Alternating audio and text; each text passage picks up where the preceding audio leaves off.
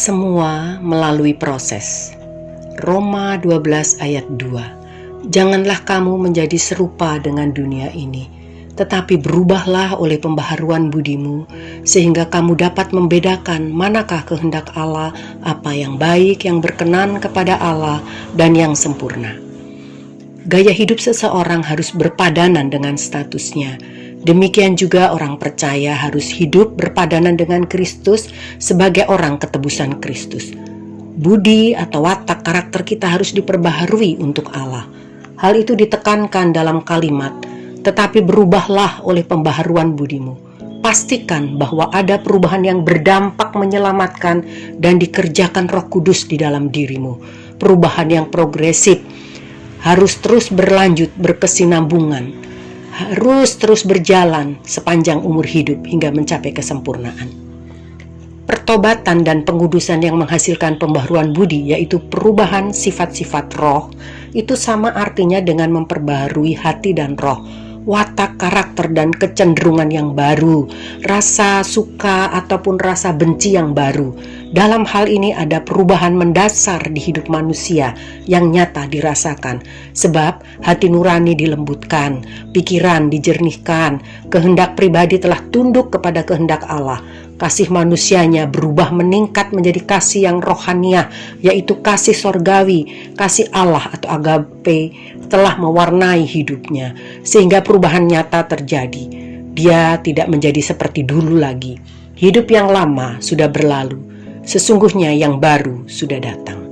Karakter atau sikap hati, bahasa lainnya disebut budi, adalah bagian dari diri kita yang mengendalikan semua tindakan kita, sehingga perubahan budi merupakan pembaharuan manusia seutuhnya, sebab dari situlah terpancar kehidupan.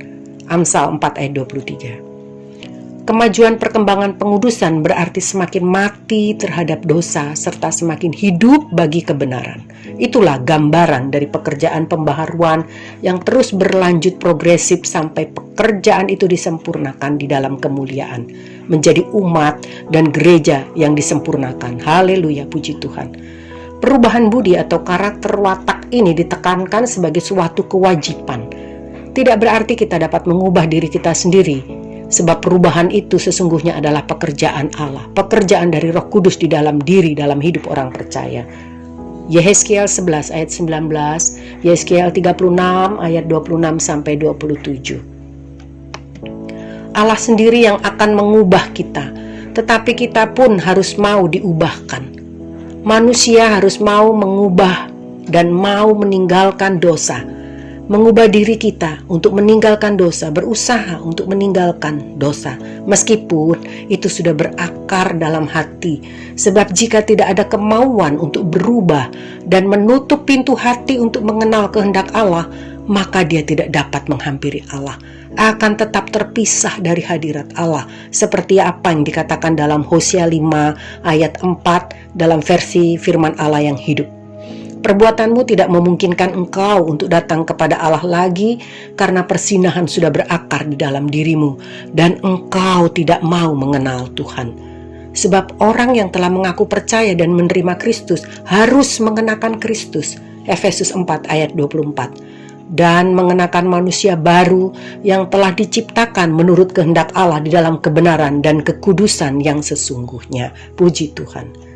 Jangan terbawa arus dengan hidup mengikuti cara hidup orang banyak yang melakukan kejahatan. Jika orang-orang berdosa datang membujuk kita, janganlah kita menurut mereka. Jangan kita mendengar perkataan mereka. Keluaran 23 ayat 2 versi mudah dibaca, demikian saya bacakan. Jangan lakukan sesuatu hanya karena orang lain melakukannya. Jika sekelompok orang melakukan yang salah, jangan bergabung dengan mereka. Jangan biarkan mereka membujukmu melakukan yang salah. Lakukanlah yang benar dan jujur. Itulah anjuran, itulah nasihat dan perintah dari firman Tuhan yang sebaiknya diperhatikan dan diturut. Tidak itu saja, bahkan di dalam hal-hal yang dianggap biasa-biasa saja dan mengandung dosa di dalamnya, seperti misalnya mengomel, bergosip, keras kepala, tidak mau mendengar nasihat baik, selalu merasa benar sendiri, mau menang sendiri, dan seterusnya. Itu harus ditanggalkan dari hidup kita. kita harus melatih diri untuk tidak melakukannya.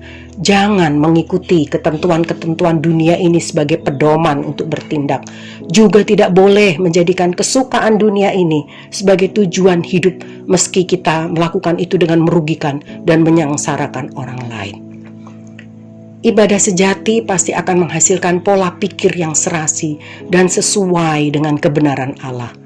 Ibadah dan penyembahan yang berkenan dilakukan dalam roh yang telah dibaharui Tuhan dan diwujudkan dalam persembahan hidup totalitas baginya dalam penyembahan kepadanya.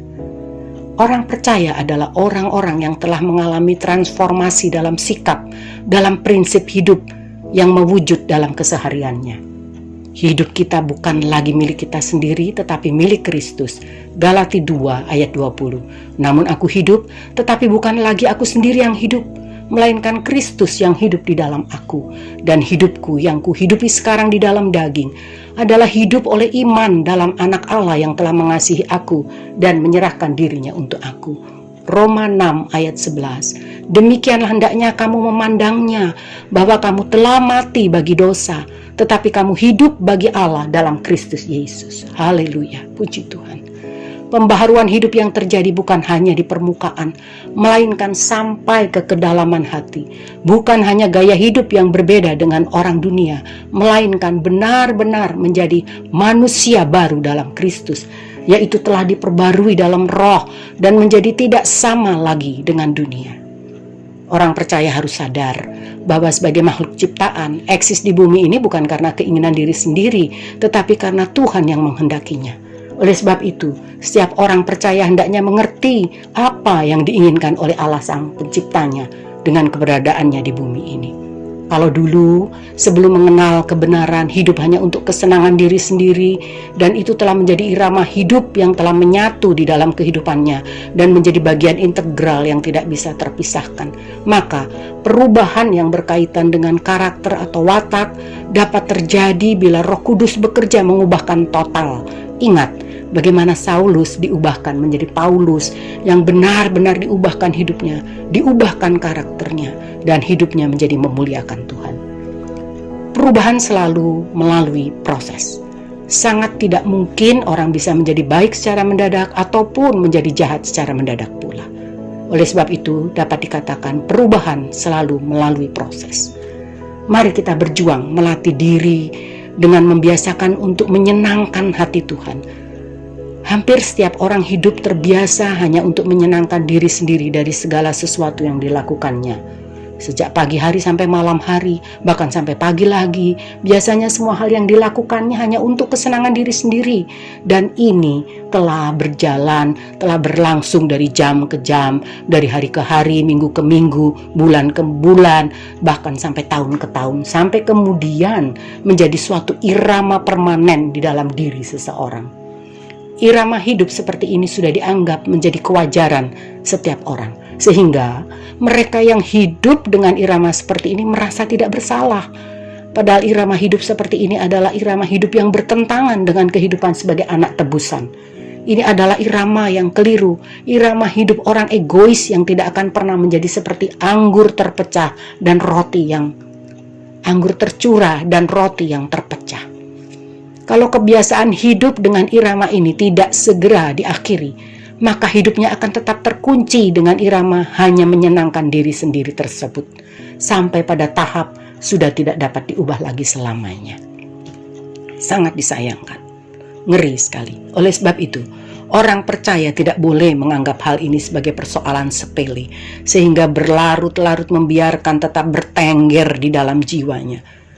Kalau seorang Kristen masih hidup dalam irama hidup yang salah tersebut, maka ia tidak akan pernah dapat melayani perasaan Tuhan, yaitu menyenangkan hatinya. Ini berarti hidupnya tidak akan pernah berbuah sama sekali. Menyadari bahwa orang percaya adalah makhluk ciptaan dan umat tebusan, maka orang percaya harus hidup untuk Tuhan yang telah menebusnya, bahkan yang telah menciptakannya, dan yang telah membeli dengan harga yang lunas dibayar. 1 Korintus 6 ayat 19-20. tidak ada toleransi untuk hidup bagi diri sendiri. Sebab seseorang yang hidup untuk diri sendiri, padahal sudah menjadi anak tebusan, berarti memposisikan diri sebagai pemberontak dan melawan Allah. Sebenarnya banyak orang Kristen berstatus pemberontak kepada Tuhan, tetapi mereka tidak menyadari keadaan itu sama sekali. Di lain sisi, memang tidak ada orang yang memberitahukan hal tersebut. Sungguh mengerikan kalau suatu hari nanti ketika menghadap tahta pengadilan Kristus, mereka tertolak karena tidak layak menjadi anggota keluarga kerajaan Allah. Satu hal yang sangat amat penting untuk dimengerti, lebih penting dari jodoh, lebih penting dari memiliki keturunan, lebih penting dari segala hal lainnya adalah bagaimana dapat memiliki irama hidup yang selalu menyenangkan hatinya Tuhan. Irama hidup seperti ini tidak bisa dengan sendirinya atau dengan mudah dikenakan dalam hidup orang percaya. Sebab hidupnya sudah terbiasa memiliki irama hidup yang salah selama bertahun-tahun. Semakin lama irama hidup itu menetap dalam diri seseorang, maka akan semakin sulit untuk diubah. Oleh sebab itu, kita harus belajar dan terus belajar mengubah irama hidup ini dan gaya hidup lama kita, disertai usaha keras dan perjuangan untuk bisa diubah. Bukankah tiap orang percaya harus mengerjakan, dalam arti kata aktif, keselamatan kita dengan sungguh-sungguh dalam takut dan gentar? Perubahan irama hidup ini seiring dan simultan dengan perubahan kodrat dari kodrat manusia berdosa ke kodrat ilahi, sehingga dapat disimpulkan bahwa orang yang masih memiliki irama hidup dengan gaya hidup hanya menyenangkan diri sendiri berarti atau sama dengan belum lahir baru, belum memiliki kodrat ilahi, dan belum layak menjadi anak Allah yang sah. Dalam mengikuti dan dalam mengubah irama hidup dan menyenangkan diri sendiri ini kepada menyenangkan hatinya Tuhan harus disertai dengan kemauan dan keinginan yang kuat, dengan perjuangan berat, sebab biasanya irama hidup tersebut sudah sangat menyatu dengan watak dan karakternya. Tetapi dengan memandang Tuhan Yesus yang menjadi teladan kita, orang percaya dapat mengalami perubahan tersebut. Oleh sebab itu, orang percaya harus memiliki hati yang mau diubahkan. Itulah sebabnya mengapa Tuhan Yesus berkata bahwa kalau seseorang tidak bertobat dan menjadi seperti anak kecil, maka tidak dapat masuk ke dalam kerajaan sorga. Menjadi seperti anak kecil artinya memiliki sikap yang mudah diajar, mudah dibentuk. Kata anak kecil dalam teks aslinya adalah paidion. Ini menunjukkan pada usia 7-14 tahun, yaitu usia efektif untuk dididik dan dibentuk. Jika sudah lewat dari usia ini, biasanya akan semakin sulit dibentuk. Jadi sesungguhnya, seseorang semakin tua akan semakin sulit diubah. Itu adalah fakta. Orang percaya harus sedini mungkin mengubah irama hidup. Gaya hidup menyenangkan diri sendiri menjadi irama hidup dan bergaya hidup menyenangkan hati Tuhan. Itulah sebabnya Firman pun mengatakan, ingatlah penciptamu pada masa mudamu. Pada masa muda artinya harus dari sedini mungkin mengenal Tuhan dan meneladani gerak irama hidup Tuhan Yesus Kristus. Berubah sungguh-sungguh dan bukan hanya mengerti, namun tidak melakukannya.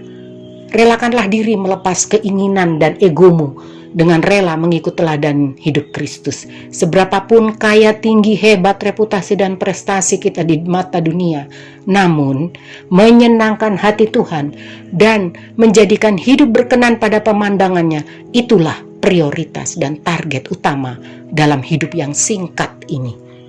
Filipi 1 ayat 21 sebagai ayat penutup dalam versi firman Allah yang hidup demikian saya baca. Sebab bagi saya hidup berarti kesempatan melayani Kristus, dan mati ya berarti lebih baik lagi.